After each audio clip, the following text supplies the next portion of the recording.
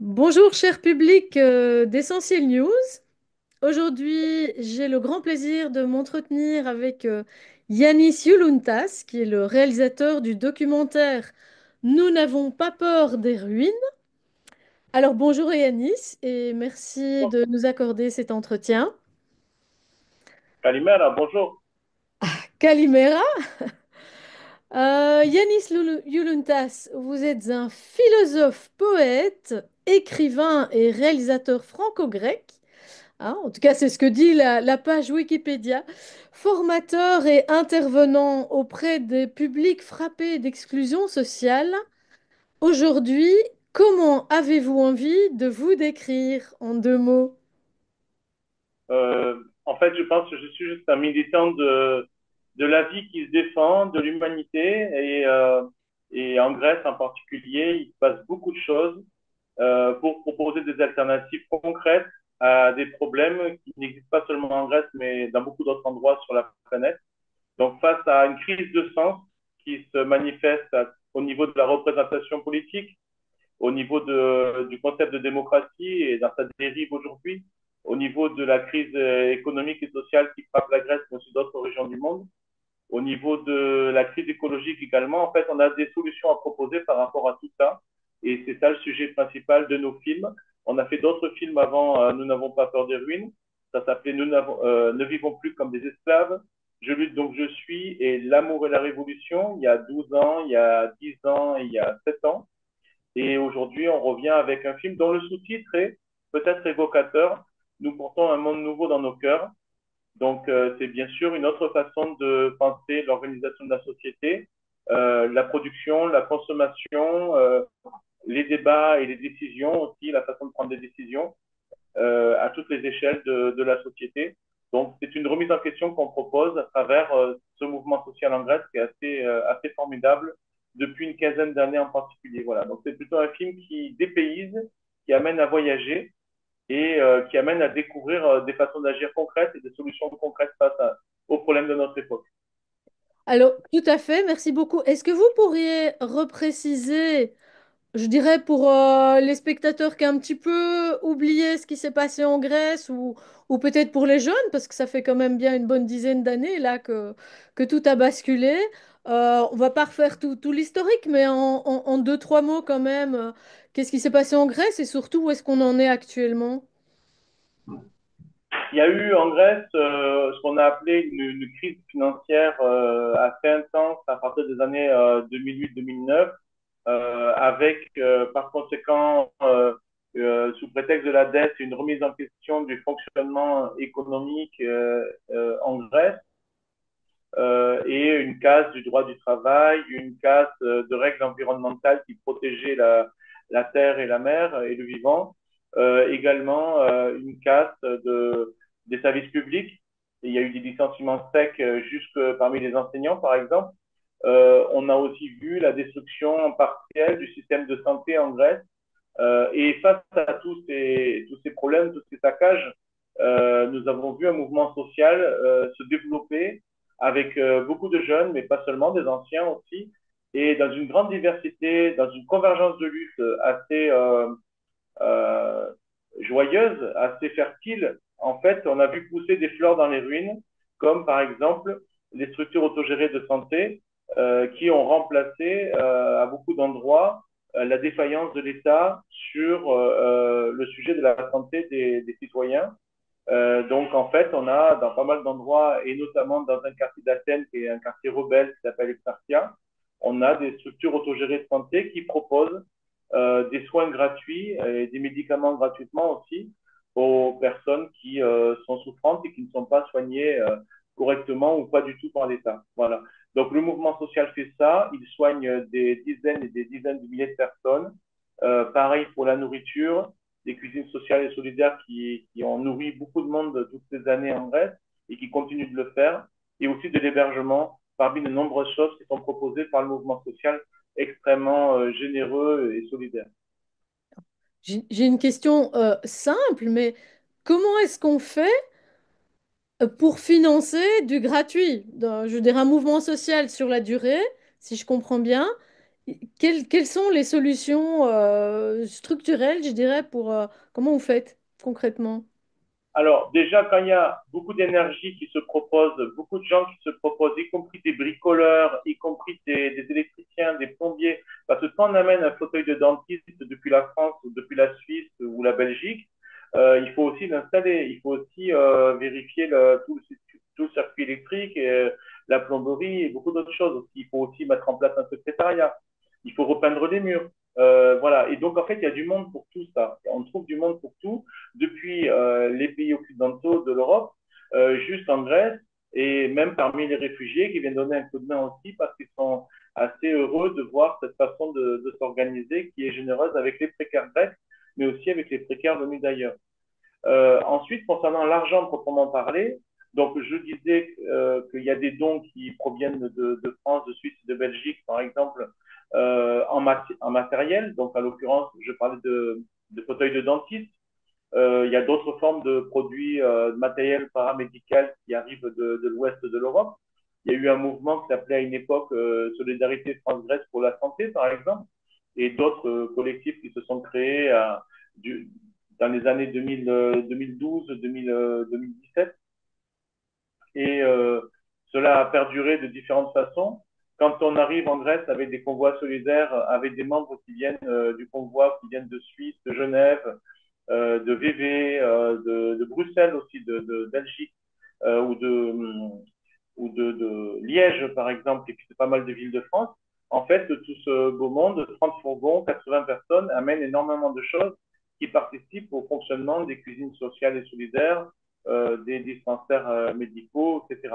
Après, en Grèce aussi, on récolte des fonds et du matériel, moins de matériel, plus de fonds quelquefois, sous la forme de concerts, des concerts à prix libre effectués par des musiciens célèbres en Grèce qui donnent un coup de main et qui nous permettent d'avoir aussi un afflux de monde vers des buvettes, par exemple, qui vont permettre aussi de participer à ce financement.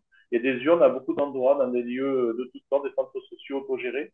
Et tout cela, mis bout à bout, ben, ça permet de créer beaucoup de choses. Mais je rappelle que la première chose, c'est l'huile de coude. Voilà. Il faut d'abord de l'huile de coude, c'est-à-dire beaucoup de bénévolat, beaucoup d'actions généreuses, de soutien. Et après, le film, par exemple, ce film, Nous n'avons pas peur de ruines, comme les trois films précédents, est un film à but non lucratif, un film solidaire qui sert à financer ça. C'est-à-dire que la recette, hors frais de déplacement du réalisateur, est entièrement consacrée à l'aide au soutien à ces structures présentées dans le film. D'accord. Et comment est-ce qu'ils réagissent en Grèce? Je dirais l'État, la structure de gouvernance. J'ai compris que c'était un peu compliqué, ou peut-être qu'il y a quand même une certaine. Est-ce qu'il y a une évolution, un regard par rapport à ce que vous êtes en train de faire? Dites-moi un peu. En fait, le mouvement social critique énormément la façon dont les choses se décident dans notre société. C'est le cas aussi dans d'autres régions du monde. Et en France, par exemple, on voit la même chose, une crise de la représentation politique et une exigence de démocratie toujours supérieure. Des gens en ont marre, pour le dire autrement. Et en Grèce, c'est également le cas. Alors que le vote est obligatoire en Grèce, contrairement à la France, il n'y a que 50% des gens qui votent. Mais un Grec sur deux vote seulement, alors que le vote est obligatoire, surtout depuis l'échec de Tsipras au pouvoir, la tentative de changer un peu les choses qui n'a pas vraiment abouti autant en tout cas que ce qui était promis, suite au rapport de force avec la Commission européenne et la Banque centrale européenne et le Fonds monétaire international. Et donc, dans ce contexte-là, il y a comme une forme de distance, de résignation vis-à-vis de la chose politique, au niveau électoral en particulier. Et je dirais que le mouvement social a pris son indépendance, son autonomie et fait plein de choses dans la résistance, dans la solidarité, dans l'éducation populaire. Et cela se fait vraiment de façon indépendante de tous les pouvoirs, qu'ils soient économiques et politiques. Voilà. Donc il y a beaucoup de liens internationaux par-delà les frontières, mais par contre verticalement vis-à-vis des grandes structures économiques et politiques du pays, ça se fait de façon totalement indépendante et autonome. Est-ce que vous n'avez pas l'impression d'être un peu un laboratoire, on va dire, aux avant-postes de ce qui se pourrait tout à fait se produire ailleurs en Europe. Bon, ben, vous avez cité justement, vous avez anticipé la question, mais on voit ce qui se passe en France et pas qu'en France, hein. Voilà, c'est la catastrophe un peu partout. On a vu les gilets jaunes, etc. Donc, est-ce que vous avez l'impression d'être un centre où les alternatives se construisent déjà, ou bien c'est vraiment différent, les Ah solutions, non, les c'est problèmes d'un exactement pays ça. à l'autre? C'est même plus une question. C'est-à-dire qu'il y a quelques années, par exemple, dans le film Ne vivons plus comme des esclaves, il y a 12 ans, un des intervenants du film disait si nous ne réussissons pas et si vous vous laissez faire, ça sera bientôt votre tour. Mhm. En fait, 12 ans après, vivant à mi-temps en France et à mi-temps en Grèce, pour ma part, étant franco-grec, de mère française et de père grec, je vis entre les deux pays régulièrement depuis tout ce temps.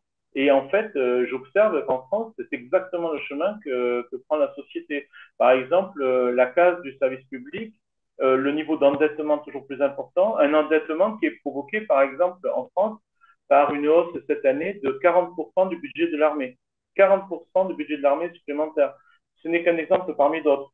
Donc en fait, la dette, elle est presque créée en France. Elle est stimulée par des choix qui sont absurdes bien souvent et qui ne sont pas concertés avec la population, qui ne sont pas vérifiés, qui n'ont rien de représentatif et qui, par contre, mettent à mal tout ce qui est culture, tout ce qui est éducation, tout ce qui est santé aussi et solidarité. Par exemple, en France, l'état des hôpitaux, en 15 ans, s'est délabré de façon très impressionnante. Là, je me trouve actuellement sur une de mes étapes à Martigues, dans les Bouches-du-Rhône, près de Marseille, et nous venons de vivre un scandale, puisqu'il y a encore une jeune femme de 20 ans qui est morte en attendant dans les urgences d'un hôpital. Elle a attendu plus de 20 heures dans les urgences d'un hôpital et elle en est morte. Et elle avait 20 ans seulement. Et ça arrive très souvent en France aujourd'hui. C'est quelque chose qu'on connaît très bien en Grèce, mais en France, c'est quelque chose d'assez nouveau. Et on remarque aussi d'autres problèmes dans quasiment tous les services publics, mais aussi dans d'autres domaines de la société. On a connu la case du droit du travail en France, la remise en question de beaucoup d'acquis, ou plutôt de conquis, de conquêtes sociales, provenant des mobilisations de la population, de la base sociale de la société. Et en fait, dans bien des domaines, comme je le disais, le droit du travail, mais aussi les minima sociaux, les retraites, enfin, tout a été remis en question. Et la concentration des richesses, en Grèce comme en France, se fait de plus en plus entre quelques mains seulement, quoi. C'est-à-dire qu'à l'échelle du monde tout entier, on est passé de 200 personnes qui avaient autrefois autant que la moitié la plus pauvre de l'humanité. Aujourd'hui, nous en sommes à 8 personnes seulement qui ont autant que la moitié la plus pauvre de l'humanité. Cela se retrouve aussi en Grèce, bien sûr, mais même en France, on en prend le chemin aussi. C'est un modèle de société de plus en plus autoritaire, de plus en plus injuste, et qui ne garde de l'État que sa fonction punitive, policière, militaire, etc., au détriment de toutes les formes de solidarité que nous, en Grèce, nous essayons de compenser par une action horizontale dans le mouvement social et l'autogestion. Alors justement, au début, dans le documentaire, etc., et puis dans les précédents aussi, hein, il y a toutes ces notions d'anarchie. Euh, on comprend bien, surtout justement on va dire, dans des situations où on est un peu dans un mode survie. Mais je vois bien, il y a un des témoins, je cite, qui nous dit, il y a des très belles citations, je trouve, qui nous dit, voilà. Le plus important, c'est aussi ce que nous portons en nous. Et finalement, on a l'impression qu'il y a un chemin, on va dire, qui va de l'anarchie à l'utopie. Alors, ma question ici, c'est, voilà, parce que l'anarchie, c'est peut-être bon pour un moment, mais c'est vrai il faut peut-être trouver d'autres formes d'organisation sociale. On a souvent la solidarité, on va dire, des moments de crise, et puis après, comment ça se passe dans la durée. On peut pas peut-être être tout le temps dans une société où on comprend bien que on peut s'organiser, on va dire, pour des distributions de nourriture, de premiers soins, etc. Mais à un moment, peut-être qu'on va devoir voilà, utiliser des ordinateurs ou enfin, réorganiser quand même une forme de société. Donc, est-ce qu'il y a quelque chose qui est vécu à ce niveau-là, qui est proposé, qui est réfléchi? Qu'est-ce que vous avez à nous dire par rapport à ça? D'abord, la première phrase, ça serait un autre monde est possible. Un autre monde est possible et on n'imagine pas à quel point il est déjà un peu là, en superposition avec un vieux monde en ruine qui n'en finit plus de mourir et qui fait passer pour des crises une évolution structurelle. En fait, ce qu'on appelle crise grecque n'est pas une crise. On appelle ça crise de la dette, par exemple. Mais en fait, c'est une évolution de la société sous la forme d'un modèle qui est toujours plus néolibéral et même plus encore libertarien, c'est-à-dire un peu comme dans certains mouvements aux États-Unis. Et là, ça n'a rien à voir avec les libertaires. Hein. Les libertariens, ce sont ceux qui veulent ne garder l'État que pour ses fonctions punitives, que pour garantir la sécurité et la propriété des gens les plus confortablement installés, des plus riches et qui, en quelque sorte, supprime progressivement tout ce qu'il y avait en matière de redistribution dans la société. C'est ça le concept libertarien, ça va encore plus loin que le néolibéralisme. C'est à ça qu'on fait face aujourd'hui de plus en plus. Et même au niveau de la sécurité, elle devient de plus en plus privée. Vous pouvez vérifier autour de vous. On développe de plus en plus dans plusieurs régions du monde, des États-Unis au Brésil par exemple, et ça commence en Europe aussi, des lotissements de super riches gardés quasiment par des miradors avec des services de sécurité très sophistiqués euh, et, euh, et peu importe ce qui se passe autour, le monde entier pourrait être un bidonville, que ça ne serait pas un problème. Donc, attention à cette évolution de la société. Ce n'est pas le fait d'une crise, ce n'est pas un phénomène passager. C'est ça qu'on veut vous dire depuis la Grèce. Ne croyez pas ce qu'on vous dit sur la crise grecque. Il y a une évolution que vous pouvez vérifier maintenant, qui concerne beaucoup d'autres pays, même si la Grèce est vraiment la ligne de front, le laboratoire principal de ce durcissement d'un capitalisme néolibéral qui devient de plus en plus libertarien sur ce plan-là. Et face à ça, nous sommes comme avant la Révolution française, nous sommes comme avant d'autres grands moments politiques, c'est-à-dire nous avons du mal à imaginer que nous puissions vivre autrement.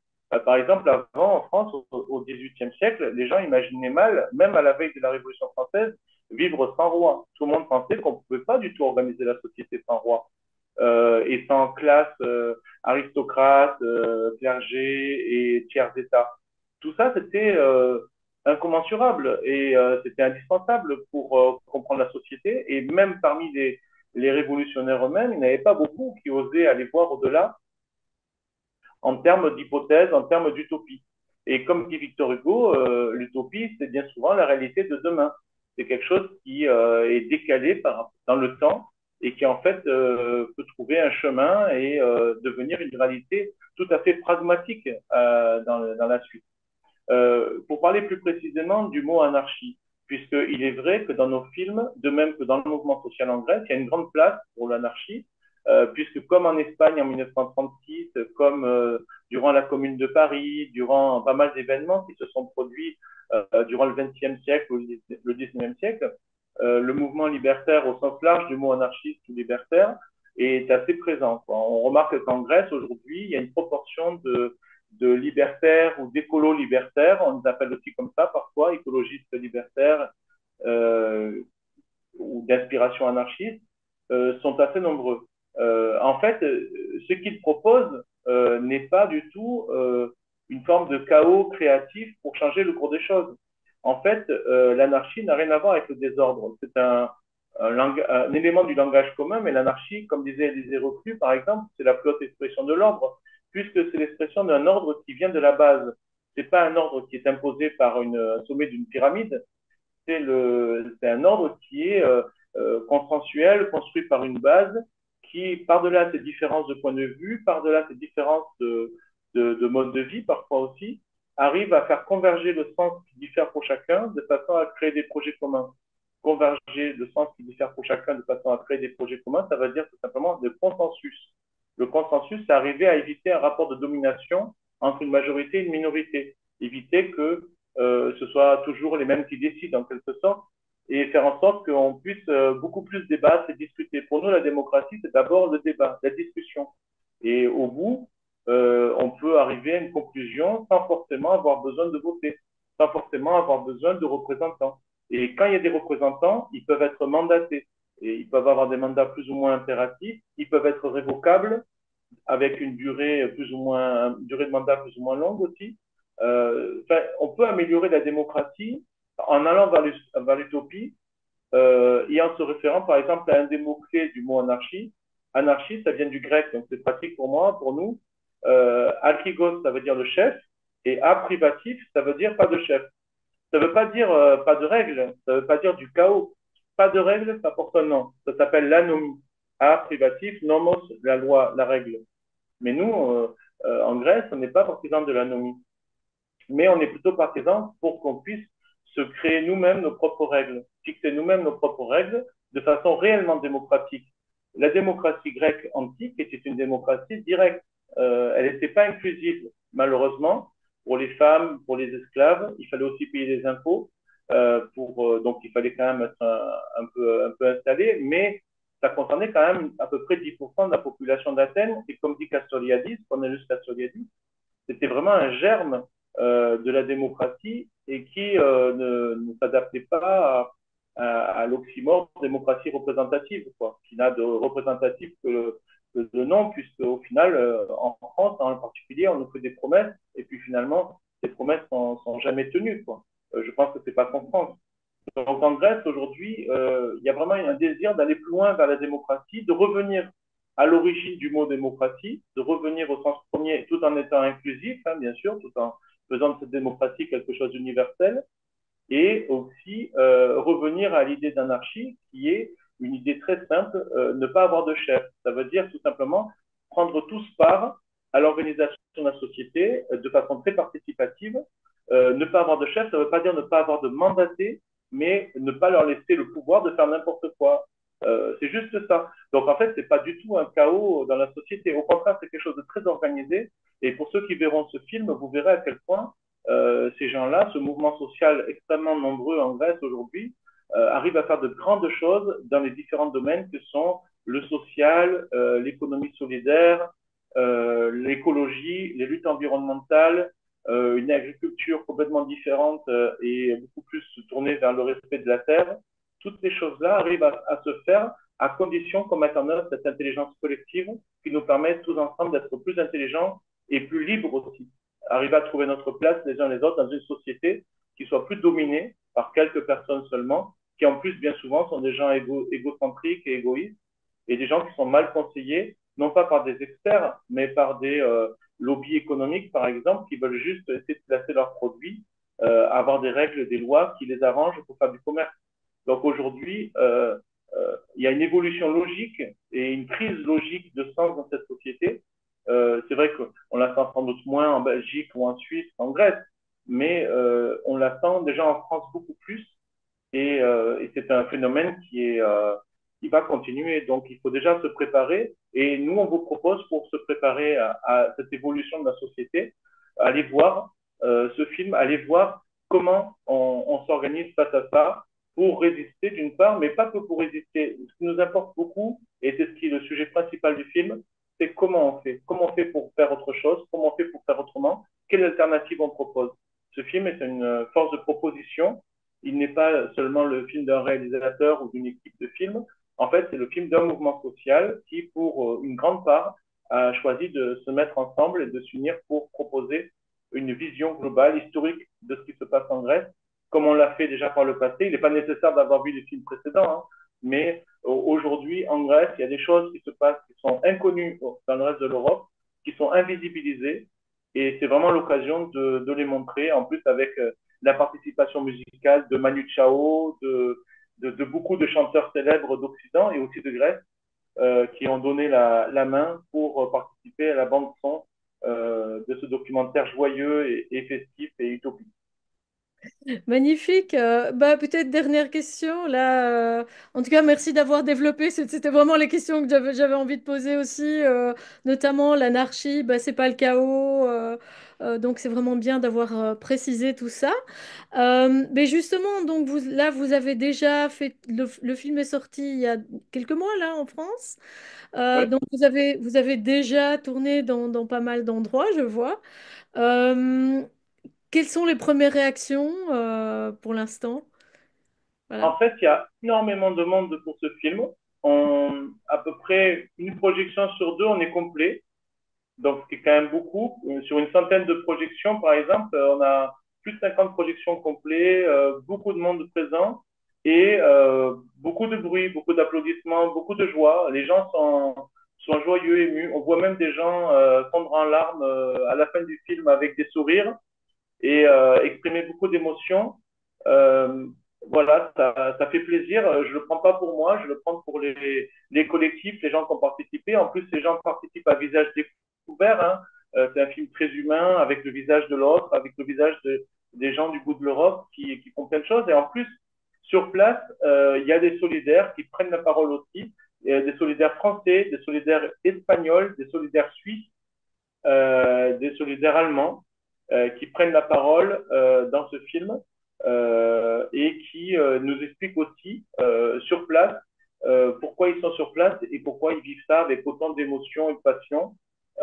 Et c'est pas, il faut pas croire que ce soit que des jeunes hippies, routards, ben, la caricature qu'on en fait bien souvent. Non, c'est pas vrai. Il y a des médecins qui viennent juste d'être à la retraite et qui ont rejoint ça. Il y a des enseignants qui, dès qu'ils ont des vacances, quittent la Suisse, la Belgique ou la France pour rejoindre la Grèce pour participer à tout ça.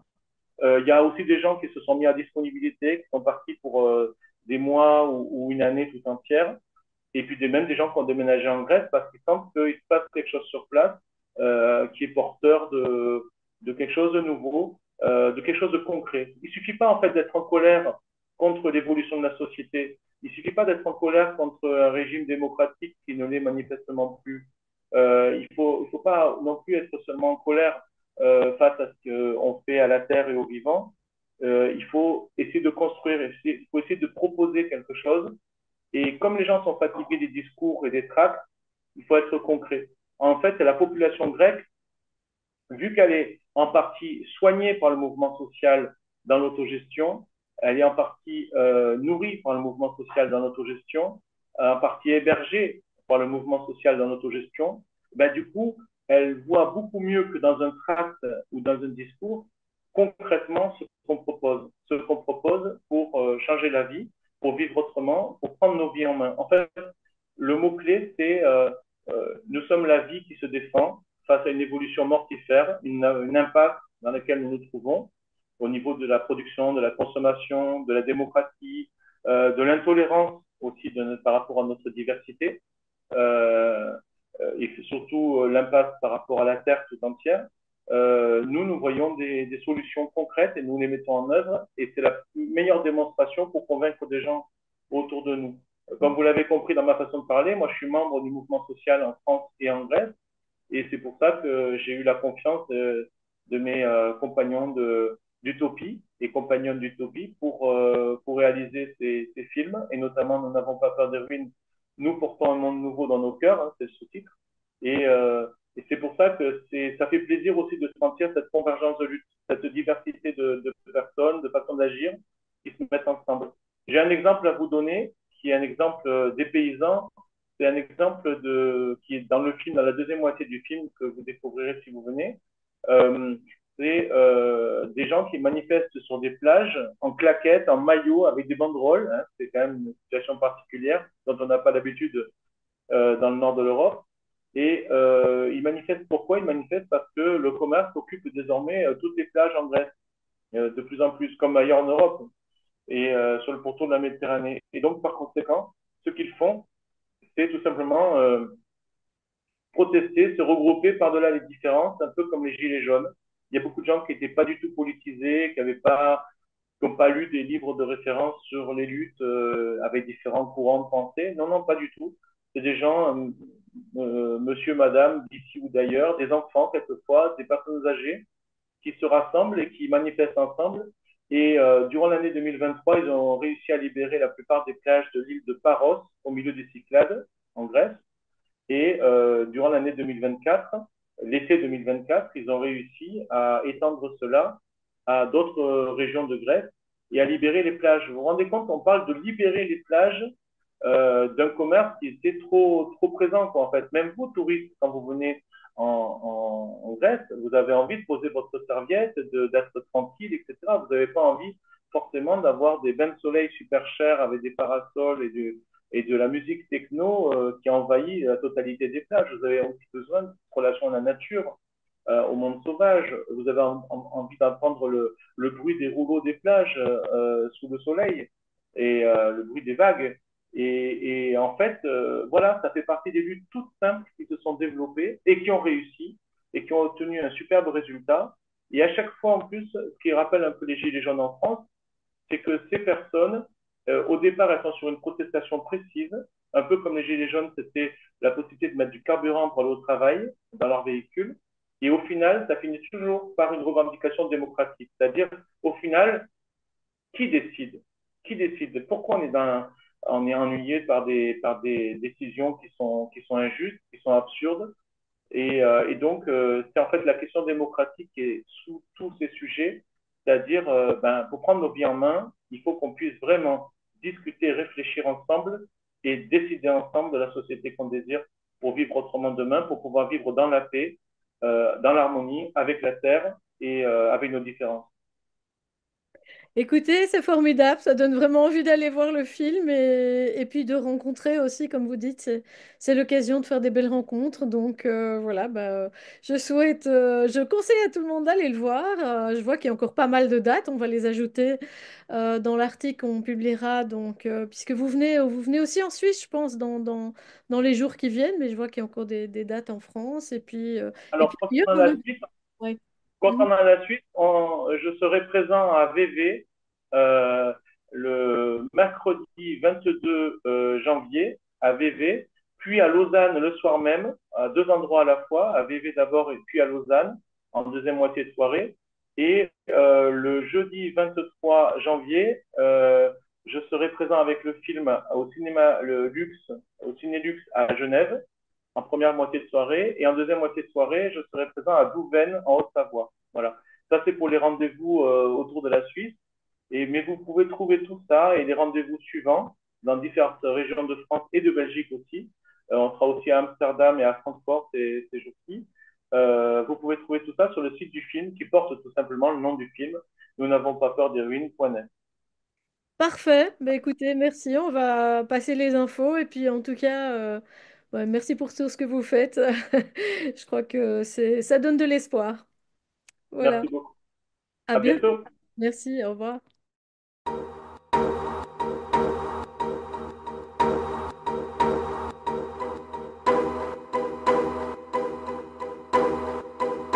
Με την κυβέρνηση της Νέας Δημοκρατίας τα άβατα τελειώνουν. Έχει ξεκινήσει λοιπόν μια ευρύτερη επιχείρηση εκαθάρισης των εξαρχείων. Περιμέναμε... Αυτό που κάποιοι έχουν ονομάσει άβατο. Αυτό είναι ένα στοίχημα που μένει να δούμε αν θα κερδίσει. Επιχείρηση της αστυνομίας για την εκένωση 4 υποκατάληψης κτηρίων. Σε δύο από αυτά είχαν κατασταθεί 143 πρόσφυγες και μετανάστες, ανάμεσά τους και 35 ανήλικα παιδιά. I live in Iran because in my country we have dictator. We are not free. In Greece, in Notara, I understand what is this the free, what is this the solidarian, what is this the life.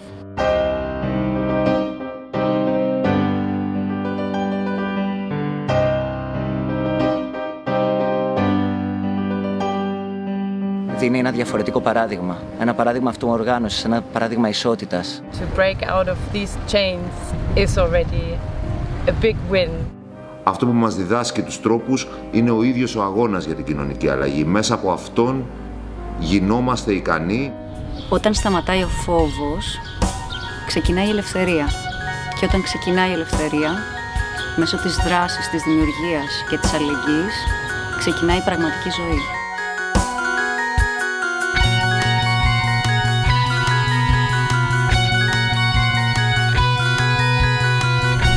Έχουμε την εξής περίπτωση εδώ πέρα σε αυτή την παραλία. Έχουν εκμεταλλεύονται την παραλία με ομπρέλα και ξαπλώστρα.